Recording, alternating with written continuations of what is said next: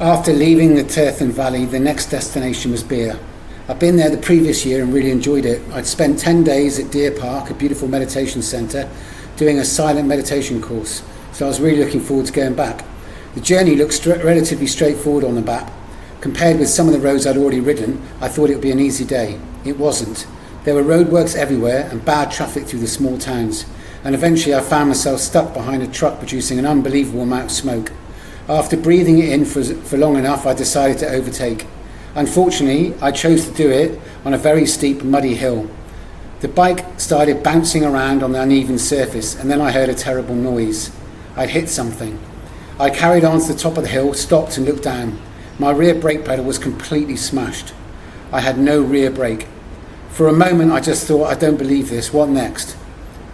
But there wasn't much point worrying about it. I remembered something I'd been told about travelling in the mountains. Sooner or later, every disaster becomes a story, and I'm telling you that story now. At the next town, I found a truck mechanic and asked if he could do anything. He took the brake apart and, using some very large and very heavy-looking equipment, hammered and bent everything back into shape. Somehow, he got it working, well, sort of. I now had a very limited rear brake, which wasn't particularly comforting considering the road ahead was full of steep climbs, steep descents and sharp bends. So I rode very carefully for the rest of the journey. Eventually I made it to Beer. The first thing I did was find a Royal Enfield mechanic. I was already imagining an expensive repair, but the mechanic had the replacement part in stock. They replaced the rear brake assembly and had me back on the road within an hour. The cost, about £7. So after all the stress, the problem was solved for about the price of a decent meal. Beer is a pretty good place to recover from this type of experience. I ended up spending a couple of weeks there, meeting friends, watching the paragliders, enjoying spectacular sunsets, and generally enjoying the chilled vibe. I also went back to Deer Park and meditated there most days. After so many kilometres on the motorbike, the peace and quiet were exactly what I needed. Beer also has a very large Tibetan community, and I particularly enjoyed the Tibetan food. One of the best rides I did was towards Rajgundha. It was only about 30 kilometres away, but the Himalaya distance doesn't tell you much. The road was unpaved, extremely narrow and twisting, and with frequent landslides and some pretty serious drops at the side. It was another ride that demanded my complete concentration. Then as I got closer to Rajgundha, I came across some roadworks. I was told that the road would be closed later, so I had to change my plans and find another way back. That turned out to be a lucky decision. I continued towards Rajgundha Valley and suddenly the scenery opened up in front of me. Pine forest, the river running through the valley and mountains surrounding everything. This was exactly why I'd come to the Himalayas. I continued through to Barot before eventually making my way back towards Beer. The route was spectacular all the way. After a few more days of sunsets, paragliders and doing very little, it was time to move on. My next stop was Dharamshala, but getting there was hard work from the start. I hit a huge traffic jam in the villages, completely gridlocked because every tiny gap was immediately filled. Eventually I got off the bike and started helping organise the traffic, getting people to move just inches so vehicles could squeeze through. Somehow it worked. For about 15 minutes I became an Indian traffic warden.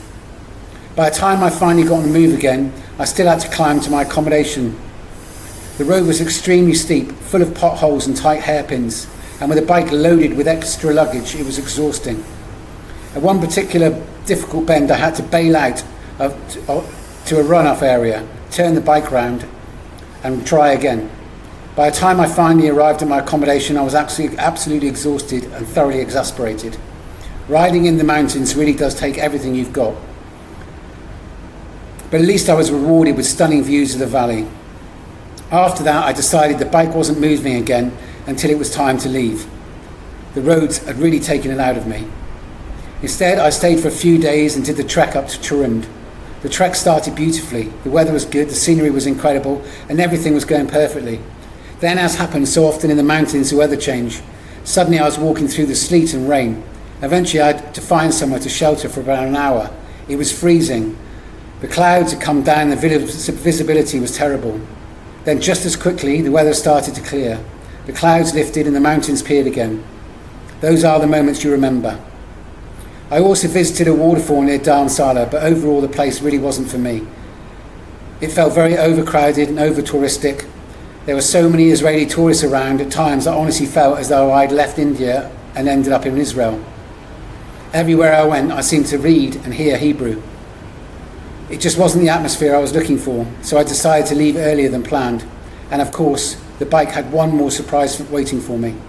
After sitting for 4 days without moving, I started it. It fired first time. I left it running, but after a short while it stalled. Then it wouldn't start again. Several people tried to get it going.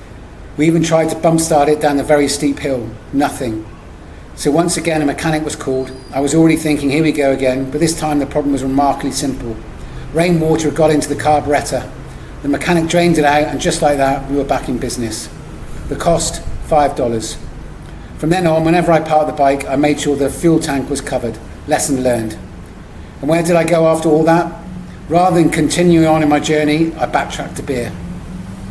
I spent another week there, and actually I was very happy to be back. By this point in the journey, beer had been everything I wanted. Beautiful mountains, quiet roads, Tibetan culture, great food, friendly people, meditation, spectacular sunsets, and some fantastic motorcycle rides. Sometimes travelling isn't just about constantly moving forward. After all the travelling, the riding, the mishaps, and constantly moving forward, I was happy to be back in beer. Some places just have something about them, and for me, beer was one of those places.